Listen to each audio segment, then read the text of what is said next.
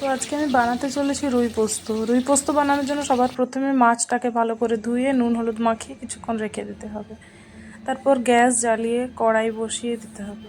কড়াই ভালো হয়ে গরম হয়ে আসলে ভালো করে দেখে নেবেন কড়াই যাতে ভালোভাবে গরম হয়ে যায়, কারণ কড়াই ভালোভাবে গরম না হলে মাছ তলায় ধরে যেতে পারে। কড়াই ভালোভাবে গরম হয়ে আসলে তার মধ্যে আমি পরিমাণ মতো সর্ষের তেল দিয়ে দিয়েছি।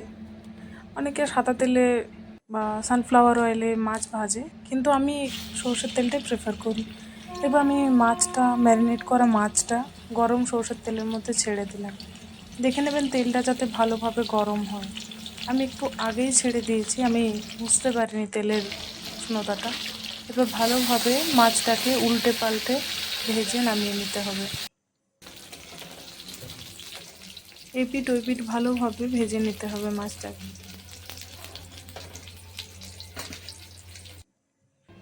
তো ভেজে নামিয়ে নেওয়ার পর ওই তেলের মধ্যে কিছুটা মৌরি হাতে করে ঘষে আমি দিয়ে দিয়েছিলাম। তো মৌরিটা হালকা ভাজা ভাজা হয়ে আসলে সুন্দর গন্ধ আসবে। সেই গন্ধটা আসার পর আমরা দিয়ে দেব কুচি কুচি করে রাখা পেঁয়াজ। চেষ্টা করবেন একটু পাতলা করে কাটার, আমি যেভাবে কেটেছি পেঁয়াজটা। তো এভাবে কুচি কুচি করে কেটে রাখা পেঁয়াজটা ওই তেলের মধ্যেই ছেড়ে দেবেন। এরপর ভালোভাবে পেঁয়াজটাকে তেলের মধ্যে নাড়িয়ে চাড়িয়ে ভাজতে হবে। আমার পেঁয়াজগুলো একে অপরের সাথে লেগেছিল বলে আমি খুন্তিতে করে নাড়িয়ে নাড়িয়ে ছাড়িয়ে ভালো করে প্রত্যেকটা পেঁয়াজের টুকরো ভালোভাবে ভাজছিলাম। পেঁয়াজটাকে ভালোভাবে ভাজতে হবে।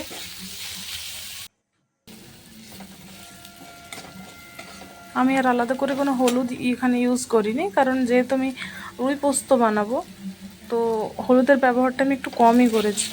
এরপর এর মধ্যে দিয়ে দিয়েছিলাম আদা রসুনের পেস্ট। আদা রসুন পেস্ট একটু ভাজা ভাজা হয়ে আসলে টমেটো পেস্ট ভালো করে কাঁচা লঙ্কার সাথে পেস্ট করে নিয়েছিলাম, মিহি পেস্ট করেছিলাম। আপনারা চাইলে নর্মাল পেস্টও করতে পারেন, হালকা পেস্ট করলেও সমস্যা নেই। আমি এখানে মিহি পেস্ট করে নিয়েছিলাম টমেটোটাকে।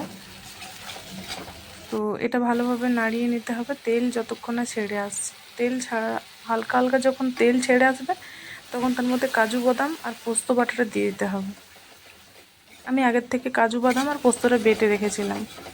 এবার ভালোভাবে নাড়িয়ে নিতে হবে, তলায় যাতে ধরে না যায়। এই সময় ভালোভাবে নাড়াবেন কন্টিনিউয়াস, কারণ অনেক সময় কি হয় তলে ধরে যাওয়ার সম্ভাবনা থাকে, তো সেটা যাতে না হয়। তো ভালোভাবে কন্টিনিউ নাড়িয়ে যাবেন। আমি সাইডটা একটু চেঁচে নিচ্ছিলাম, কারণ সাইডটা অনেকক্ষণ ধরে লেগেছিল তো চুঁয়ে যাওয়ার সম্ভাবনা থাকে বা সাইডটাতে লেগে লেগে থেকে যাওয়ার সম্ভাবনা থাকে। সেজন্য ভালোভাবে চেঁচে চেঁচে করছিলাম যাতে কোনোভাবে কোনো সাইডেই না লেগে যেতে পারে। এরকমভাবে তেল ছাড়া পর্যন্ত ভালোভাবে ভেজে নিতে হবে আপনাদের।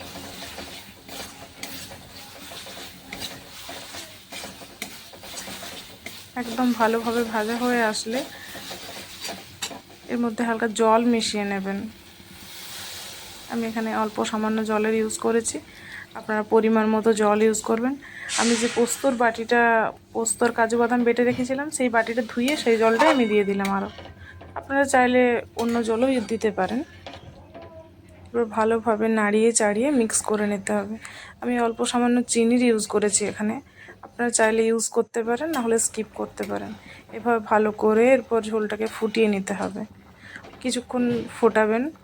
প্রথমে একটু ফুল আঁচে ফুটন্ত অবস্থায় আসলে গ্যাসের আঁচ কমিয়ে নিতে পারেন।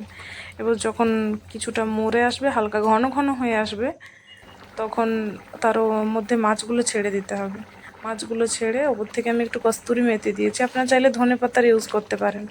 আমি এখানে ধনেপাতা পাইনি, সেই জন্য আমি সামান্য কস্তুরি মেথি এখানে গুঁড়ো করে দিয়েছি স্বাদের জন্য, যদিও এটা অপশনাল। এবার ভালোভাবে মাছটাকে উল্টে পাল্টে নাড়িয়ে চাড়িয়ে নিতে হবে যাতে ভালোভাবে মাছটা এর মধ্যে মিশে যায়। এভাবে একদিন বাড়িতে বানিয়ে দেখুন।